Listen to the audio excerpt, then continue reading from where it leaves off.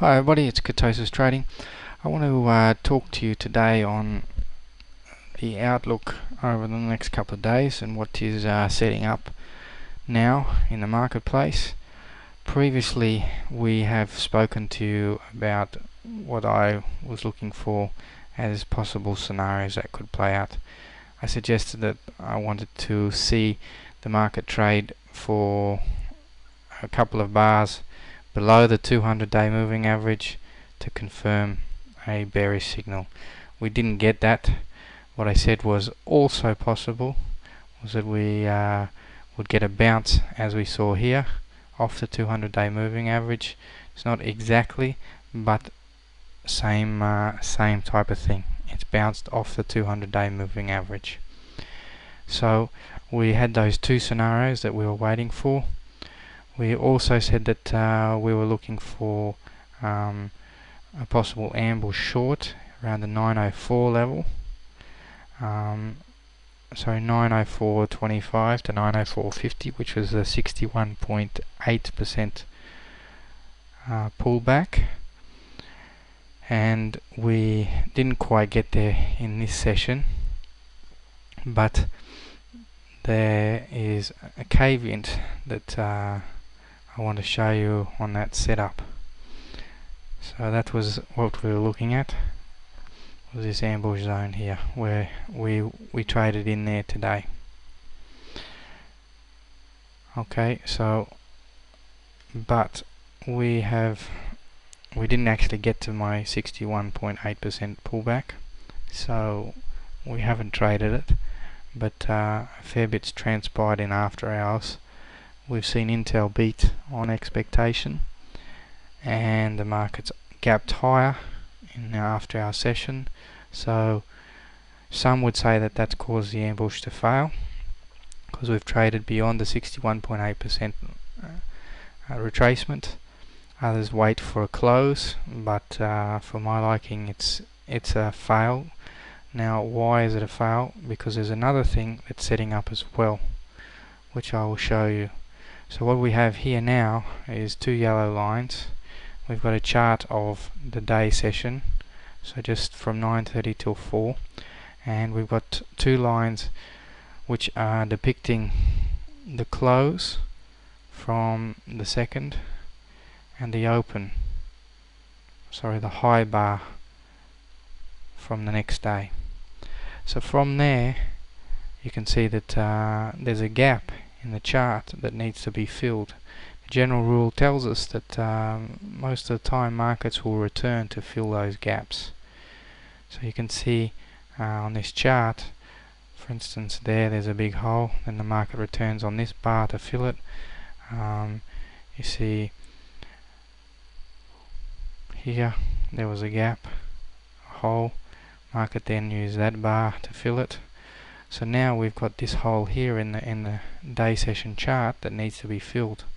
So I'm suggesting that should we see a trade in this zone tomorrow or the next day, we're going to see this gap fill.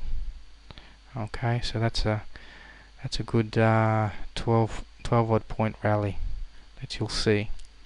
Okay, so an after hour session now we're trading up around the 910 mark. So there's a good chance tomorrow that this gap will fill.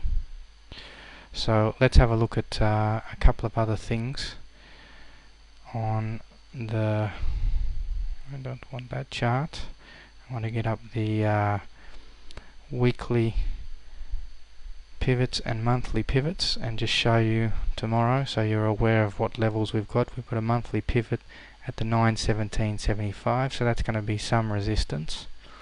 And right now in after hours trading you can see that we're trading up on R2, which is 912.25. We're currently trading 911.50, so we're up 10 already. That's on the back of Intel. Now the same thing is setting up in the other indices. Have a look at the Dow futures on the day session. So you can see there the same deal. You've got this gap here that needs to be filled. We're talking about 105 points on the Dow that has to be filled. Expecting that to see that fill in the next couple of days. As the rule suggests, we return and we fill gaps. So you can see on the chart here, other instances there was a gap. It took a while, but the market came back and filled it. Okay, same, there was a gap there. Market did return and filled it here. So I'm suggesting this gap down, the market's going to return and fill it as well. 105 points. Watch that. Okay, so also on the Nasdaq, we pull that up. Nasdaq, we've got an unfilled gap there of from 1466.50 up to 1478.50. So Nasdaq, we've got 12 points there that has to be filled, and I expect that it's a little higher up than the rest of the markets. It's been lagging, but with the Intel news, it could well put us in sights tomorrow or the next day to possibly fill that gap as well. One more thing, we've got a chart up again of, this is the Globex session, and I've just got a pivot calculator which I've brought in, and I want to show you the levels tomorrow for the pivots and resistance support levels. So you can see there, Globex session, the daily pivot is 899.33. You can see that S1 is 894.66, S2 887.83, but you can see R1 there. R2 is where we're trading right now. We're trading in between R2 and R3. So you can see 911.50s is where we're trading, and we're sitting in there. R3 sitting 917.66. The monthly pivot is 917.75. So expect to see some resistance there.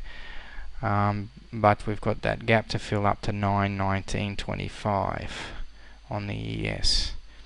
So I will tweak this now and show you the floor pivots. So 350 was the high, 350, and we closed on the floor session at 0.75. Okay, not a hell of a lot of change, but you can see that slightly different. We got 98, 91 on the daily floor pivot is 898, 91. But you can see again, we are trading up between R2 and R3, 909 to 991, sorry, to 916.33 is R3. Okay, so one thing before I go, please come and join us. We've got a live trading room, and we stream charts live, talking setups as they're occurring on the ES, EC, Nasdaq, YM, crude, and gold. So please come and join us, and also register for the chat, and you can communicate to me and some of our other traders which are chatting on trades as they're setting up. So come to the website www.ketosistrading.com and click the chat and TV and register there. So hope that helps. Stick to your stops and look forward to seeing you in the chat room.